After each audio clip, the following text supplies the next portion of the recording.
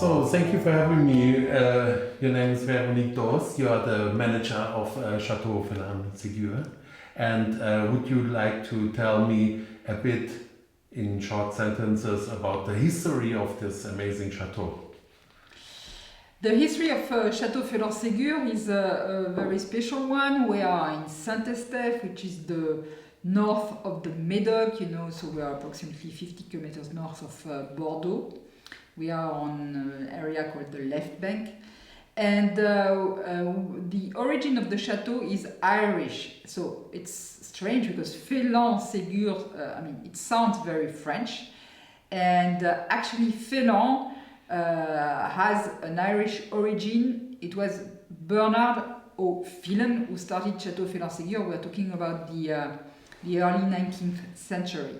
So it remained Irish in the Phélan family for approximately 100 years.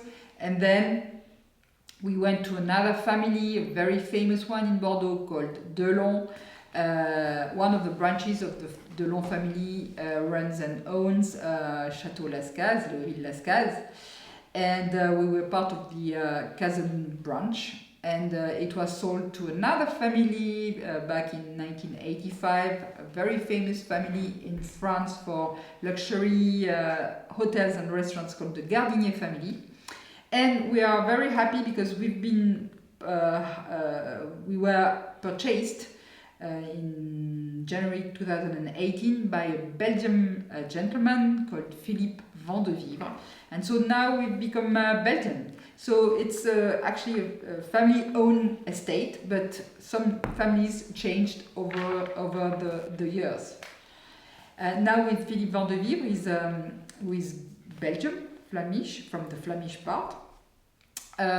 It gives us some perspective for the future and to run the vineyard with some assurance of what it will be and where and whom it will belong in the upcoming 20 years. So it's really a family business. Thank you for this explanation, really not short, it was a long explanation, thank you for that. What about your own history? When you became the managing director of Château Phélan Ségur? So I became managing director of Château Phélan Ségur 11 years ago. So it's going to be my 12th vintage harvest in a few days. I totally by chance started in the wine industry in Napa in California actually. So it was a long time ago.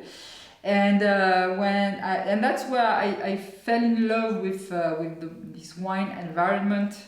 And you have to think about Napa a long time ago now, almost 30 years ago, not exactly, but close.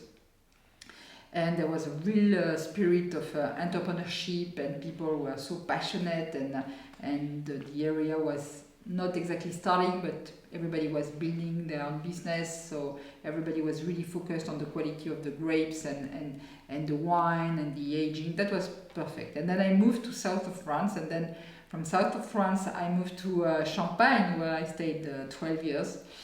I loved Champagne; it's a beautiful wine, and then I came back to where I'm almost from, because I was born not very far away from Bordeaux, and I just love it. Amazing. What makes the fascination of the wines, your wines, and what is the fascination of Bordeaux wines? Bordeaux has always been first of all, Bordeaux has a historic vineyard. Alors attends, qu'est-ce que je peux dire? Comment je peux répondre à cette question? Is there a secret by the wines? Is there a special fermentation or process? No. I think it's a matter of terroir. Bordeaux is very special for these beautiful grapes that are Cabernet Sauvignon on one side and Merlot on the other side. And I think that the quality of the terroir of Bordeaux is really extraordinary. As I told you, I lived and I worked and I vinified in other wine regions, so it's not that I'm 100% focus on Bordeaux, but I must say that Bordeaux is really the temple for at least Cabernet Sauvignon, and the quality of the terroir with all these very old gravels, very well drained soils, with the climate we have, it's just perfect for Cabernet Sauvignon and Merlot. And I think that the fascination for all wine amateurs in the world for our wines, that first of all, these wines which have, and especially in Saint-Estèphe, where Château Phélan Ségur is, they have very big and tannic structure. So our wines, they age well. And when people, when wine amateurs open a bottle that is like 30 years old, it's fascinating. It's a piece of history, that you're drinking. And the style of the Bordeaux wines, and especially, on the left bank, these wines are great. Are approachable. That the wines are very balanced. So that's maybe one of the key words. You have wines that are aged well and that are balanced. So the wines are never tiring.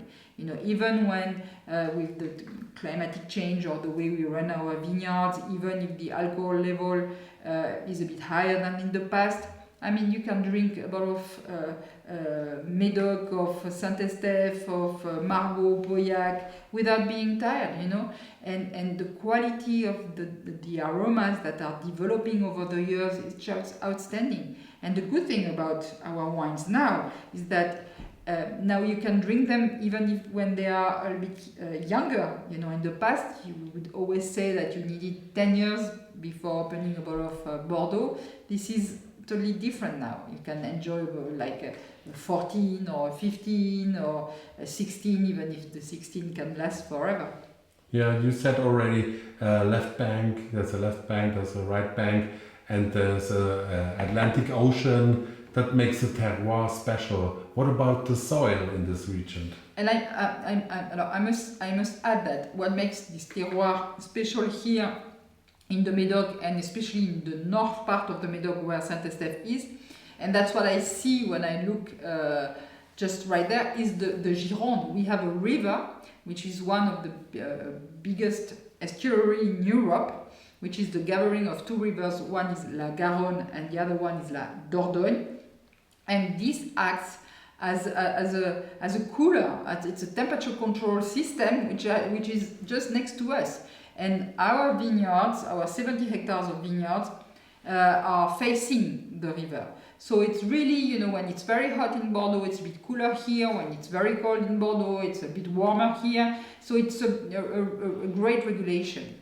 In terms of soils, we as I was mentioning, we have these very, very old gravels. So basically the stones were brought from mainly the Pyrenees, we are talking about million years ago, or from the Massif Central, which is another mountain, and through the icing, glaciation periods, and then in between these periods, you have some erosions, and it created, and of course the stones became smaller, and that's how it created this beautiful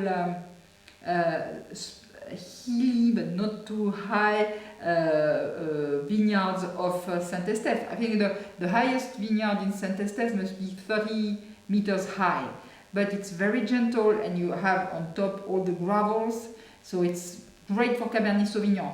The specificity of Saint-Estèphe is that we have gravels, but we have also some very thin clay. So we grow, if I want to make it simple, our Cabernet Sauvignon on the gravel, and we grow our Merlot on the clay. Merlot, because clay obviously is a cooler soil than the gravels, so it warms up a little bit slower. So we grow our Merlot on this cooler soil, so that the Merlot don't go too high in terms of alcohol and.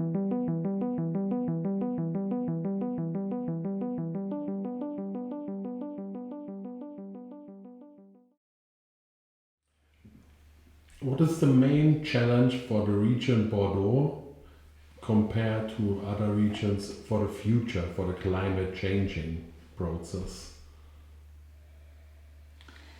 I think that Bordeaux is quite well equipped and ready to face the challenge of the evolution of the climate because we have, first of all, grapes like Cabernet Sauvignon that tend to be quiet in terms of alcohol level, but even Merlot can handle a higher alcohol level.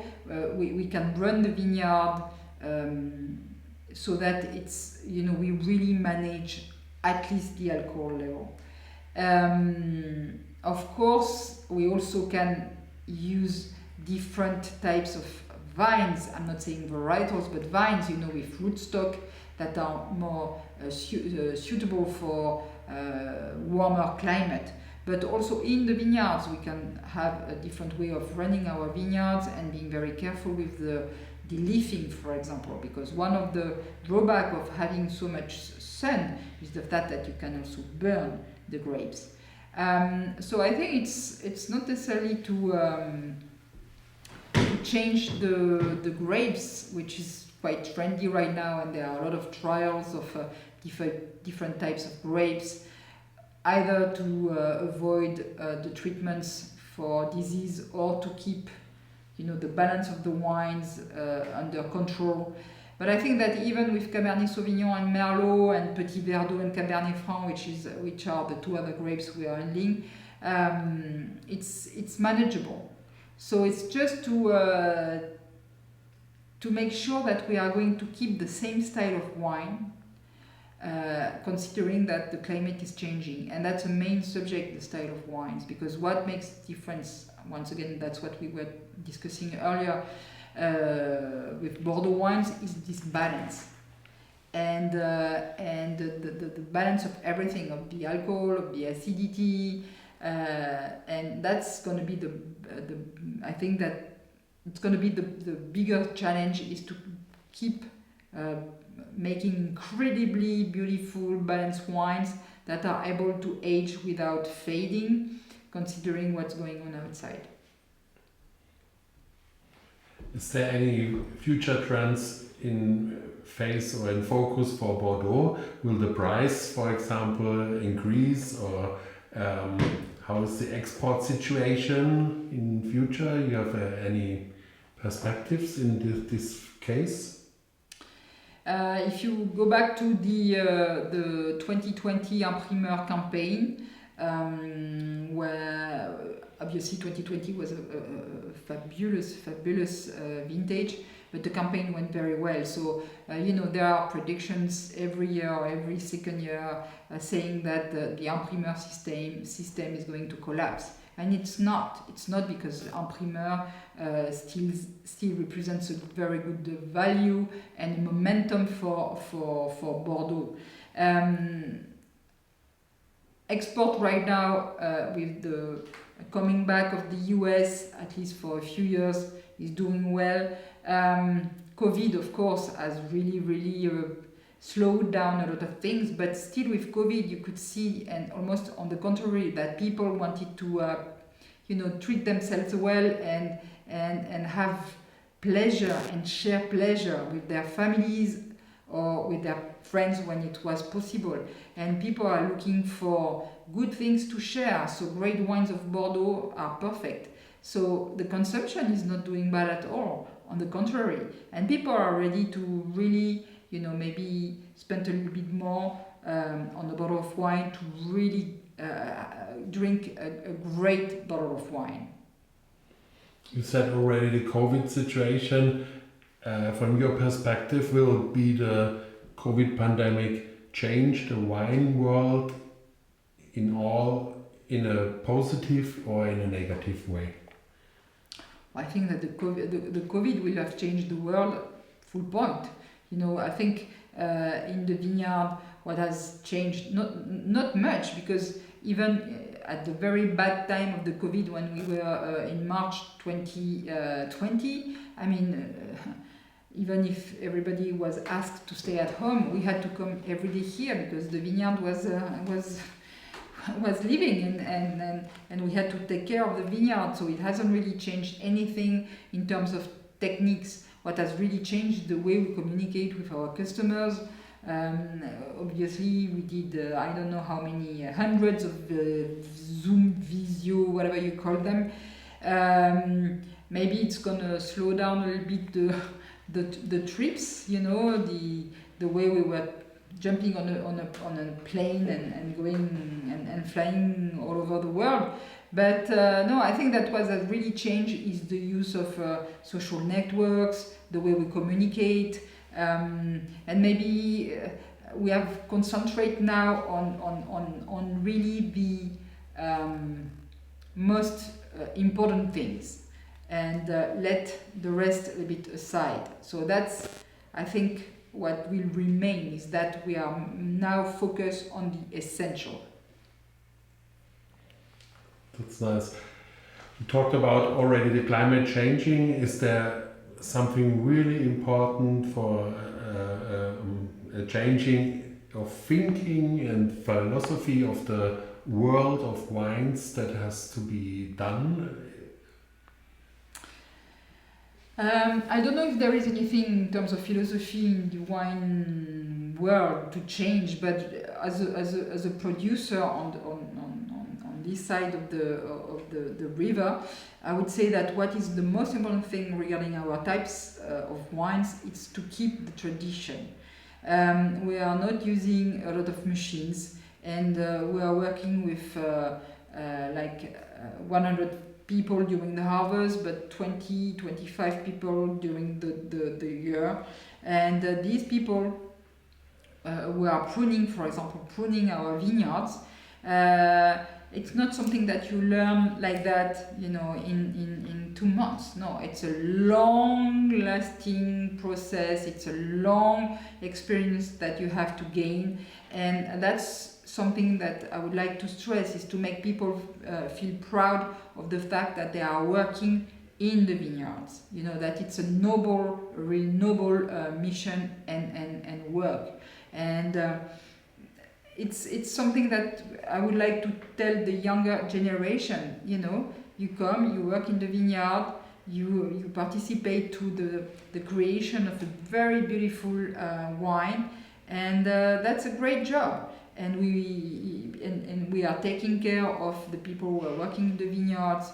It's something which is very, very important to us. So take care of the people who are working with you in the different properties all over the world. It's something which is very important.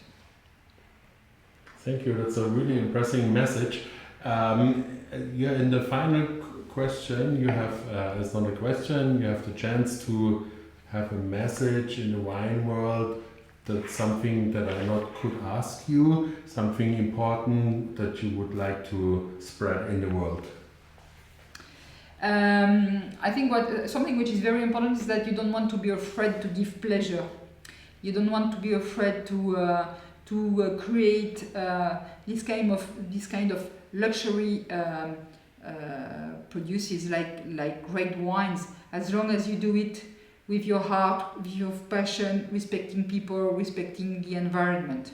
So when you do that with your heart, when you're sincere, when you do it with passion, and that you make something exquisite, a great wine that especially is going to last for at least 1 or 2 generations, you know, let's be proud of it.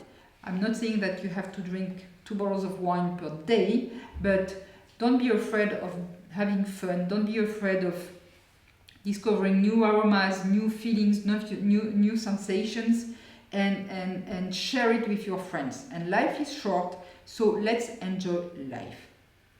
That's so nice. Thank you very much for having me, and thank you for this interview.